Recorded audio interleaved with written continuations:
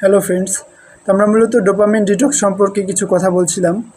আমাদের ব্রেনে যে নিউরোকেমিক্যাল ডোপামিন নিঃসরণ হয় এর মাধ্যমে মূলত আমরা যে কোনো কাজের মাঝখানে হয়তো অন্য কোনো কিছু কথা ভাবি, বা আমাদের মোবাইলে কোনো মেসেজ বা কোনো নোটিফিকেশন আসলো কিনা সেটা চেক করি, বা একটু মোবাইল চালাই, বা আমরা একটু অন্য কাজে নিজেদেরকে নিযুক্ত রাখি। তো এই কাজগুলো থেকে যদি আমরা নিজেদেরকে কন্ট্রোল করতে পারি তাহলে আমরা আমাদের সঠিক কাজ করে এগিয়ে যেতে পারবো। তো এখানে মূলত লেখক বুঝিয়েছেন, যদি একজনকে কখনো অফার দেওয়া হয় যে আপনি কি 1 থেকে 1.5 ঘন্টা বিভিন্ন ওয়ার্কআউট অথবা এক্সারসাইজ করবেন, নাকি 1 থেকে 1.5 ঘন্টা গেম খেলবেন বা মোবাইল চালাবেন, তো আমরা হয়তো বা স্বাভাবিকভাবেই মোবাইল চালানোটাকে বেছে নেব। কিন্তু এক্ষেত্রে আমরা যদি আমাদের নিজেদেরকে কন্ট্রোল করে আমাদের যেটা অধিক প্রয়োজন সেটা বিবেচনা করে কাজ করি, তাহলে আমরা আরও বেশি লাভবান হতে পারবো। তো এই জন্য আমাদেরকে ডোপামিন ডিটক্সকে নিজেদের কন্ট্রোল